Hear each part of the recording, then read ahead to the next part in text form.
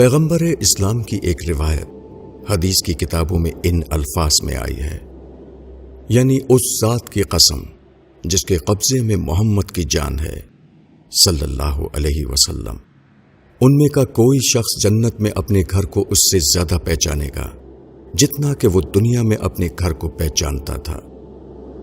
دنیا کی زندگی میں جو گھر آدمی کو رہنے کے لیے ملتا ہے وہ اپنی حقیقت کے اعتبار سے تو جنت نہیں ہوتا، لیکن اگر انسان اس کو ایک خدائی عطیے کے طور پر دریافت کرے تو اس کا گھر اس کو اتنی بڑی نعمت معلوم ہوگا جیسے کہ اللہ نے اس کو اسی دنیا میں اس کا جنتی گھر دے دیا۔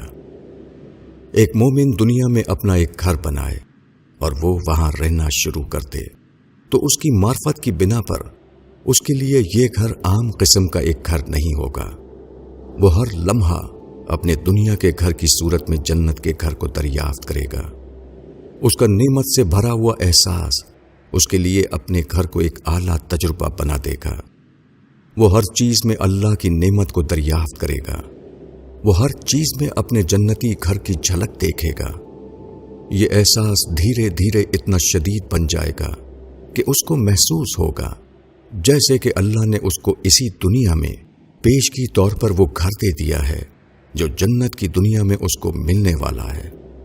اس کا یہ بڑا ہوا احساس اس کو اس قابل بنا دے گا کہ وہ ایسی دعائیں کرے جو اللہ کی رحمت کو انووک کرنے والی ہوں، جو اس کے لیے اسم اعظم کی دعا بن جائے۔ مثلا شکر کے گہرے احساس کے ساتھ اس کی زبان سے نکلے گا، خدایا تو نے اسی دنیا میں مجھ کو ایک جنتی گھر دے دیا، اب کیا تو ایسا کرے گا کہ آخرت میں مجھ سے میرا جنتی گھر واپس لے لے؟ کیا تیرے رحیم و کریم ہونے کی صفت یہ چیز گوارا کرے گی کہ ایک چیز مجھ کو دے دے اور پھر اس کو مجھ سے واپس لے لے؟ مولانا وحید الدین خان، الرسالہ، جون 2018۔